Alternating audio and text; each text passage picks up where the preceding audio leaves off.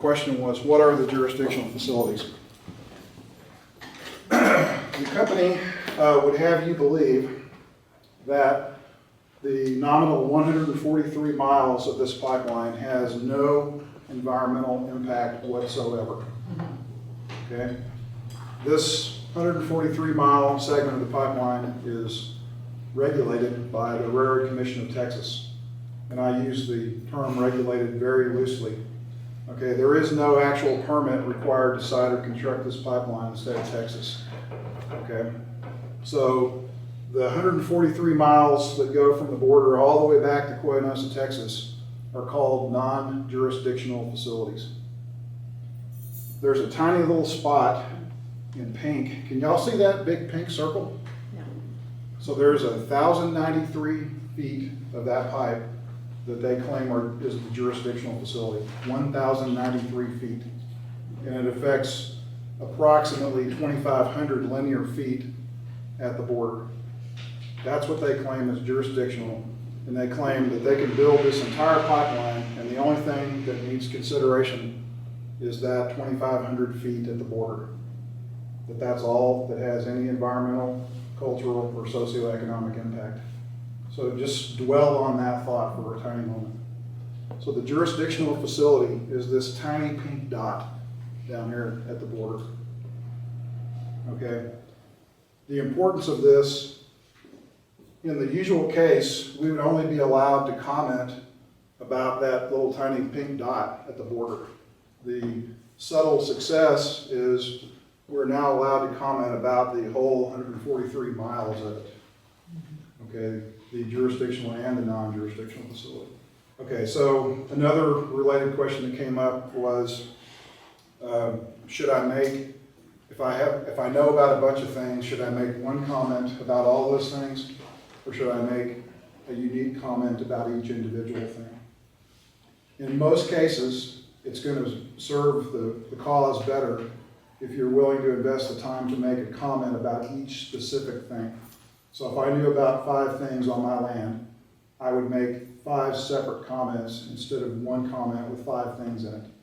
So there's an element of this overall equation where the number of comments has a factor or meaning in the process. So it's better to make individual comments in some cases. There are cases where, like I'll show you, if we have time, I'll show you a long form comment where I talk about the Marfa grasslands that are both in the jurisdictional and the non-jurisdictional facility and all the species that are in them, because I don't have the time to write 150 comments, so I talk about it in that context. But if I was going to do it where I had a concentration of 5 things, I would make 5 separate comments. Is it okay to write more than one comment? Yes. Okay. Comment until your fingers bleed and your eyes bleed. So the more comments that we generate, the more impact we have within reason. We want to avoid writing 500 comments about Lloyd's Mariposa cactus, even though it's really cool. So 500 comments on one cactus isn't really going to help the cause if we ignore everything else that's out there. The more comments we have, the better. The more unique comments we have, the better. The more individual commenters we have, the better. The 3 things that FERC will principally care about are environmental impacts, cultural impacts, and socioeconomic impacts. The public safety aspects, the noise, there are a list of things there that they give you that are not focus items and are in fact not regulated by the FERC. You're welcome to comment about them, especially if you care about them, but FERC is not compelled legally to act upon them in what we're trying to achieve. It's only environment, culture, and socioeconomic impact that FERC is compelled to act upon. Environmental would be any species impact, Right. any plant, animal, reptile, insect, bird, fish, anything like that is an environmental impact. Damage to the land, the geology that results in erosion is an environmental impact. Things that would be what are basically considered nuisance, like a compressor station, the noise, the emissions, and the light from a compressor So noise, station. emission, light, pollution. In certain cases, yes. Environmental. Cultural, we need to treat very gingerly. Cultural things are, the examples of these are historical sites, archaeological sites, sites that, like the old Salt Trail. There are hundreds of historical sites and regions in the Big Bend, and they have all kinds of things associated with them, artifacts, history, the marks in the land where a wagon train or a stagecoach ran through have historical value and significance. There are paintings on rocks, there are metates, there's all kinds of stuff around here that has cultural significance. But we need to do something special with respect to cultural significance. And in a certain sense, it also applies to endangered and threatened species. And I'm going to give you this from the context of a landowner.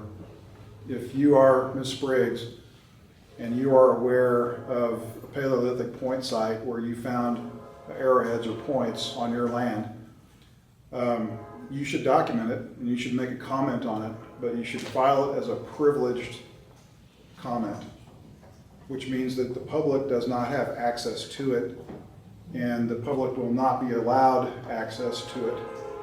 So the principal reason we want to do that, we don't want looters to come out to our property and begin digging for points. Or we don't want poachers to come out to get the rare whatever might be there to make, medicine out of it or whatever they might be inclined to do with it. Or if we knew that we had Lloyd's Mariposa cactus, we don't want a cactus looter to come out and dig up our cactus. So the main thing we're filing these as privileged for is to protect the resource. Okay, how many of you lease out property to hunters? A bunch of you. So do you imagine that any of your hunting leases are going to be benefited from this process? The noise, the presence of human activity, the vehicular traffic, all that goes with it. So you're going to suffer a socio-economic loss, in particular an economic loss, as your hunters figure out, that's really going to spoil the hunting, so I don't think I'm going to lease it. So you have a direct economic impact as a result of this activity. So just because the permanent easement's only 50 feet wide doesn't mean that's really all this thing impacts. So keep that in mind as you think about your comment.